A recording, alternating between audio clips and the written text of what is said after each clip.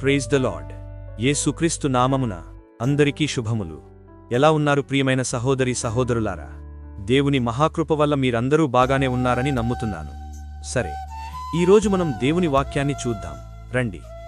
ఈరోజు వాక్యమేమిటంటే కీర్తనలు 56:3. నాకు భయము సంభవించు దినమున నిన్ను ఆశ్రయించుచున్నాను.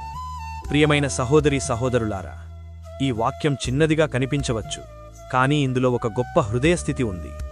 మనందరికీ జీవితంలో ఒకటి కామన్గా ఉంటుంది. అదేమిటంటే భయం. కొన్నిసార్లు భవిష్యత్తు గురించి భయం, కొన్నిసార్లు ఆరోగ్యం గురించి భయం, కొన్నిసార్లు కుటుంబం గురించి భయం, మరికొన్నిసార్లు ఏం జరుగుతుందో తెలియని భయం. ప్రియులారా, భయం వచ్చినప్పుడు మనం సాధారణంగా ఏం చేస్తాం? ఆలోచిస్తాం, లేదా మనుషుల దగ్గరికి పరుగులు తీస్తాం, కంగారు పడతాం, కొన్నిసార్లు ఒంటరిగా బాధపడతాం.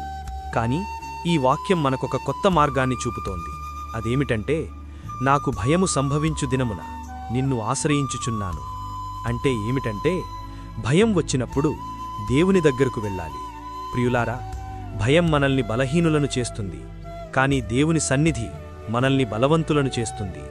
మన సమస్యలు పెద్దవిగా కనిపించవచ్చు, కానీ మన దేవుడు ఇంకా గొప్పవాడు. సరే, నీకు ఈరోజు భయముందా?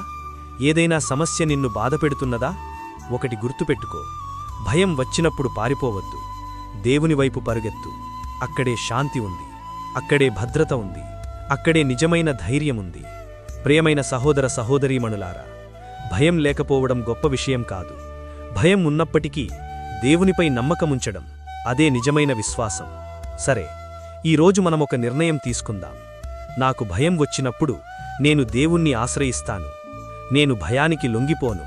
నేను దేవునిపై విశ్వాసంతో ముందుకు సాగుతాను. ప్రియులారా, దేవుని దగ్గరకు వచ్చిన మనిషి ఎప్పుడూ ఒంటరిగా ఉండడు.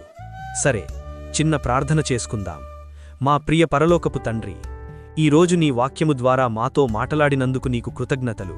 ప్రభువా, మా జీవితంలో భయాలు చాలా ఉన్నాయి, కానీ ఈరోజు నుండి భయపడకుండా నిన్నే ఆశ్రయించే విశ్వాసాన్ని మాకివ్వుము. మా హృదయాల్లో శాంతిని నింపుము. మాకు ధైర్యాన్ని అనుగ్రహించుము. యేసుక్రీస్తు నామమున ప్రార్థించుచున్నాము తండ్రి. ఆమేన్.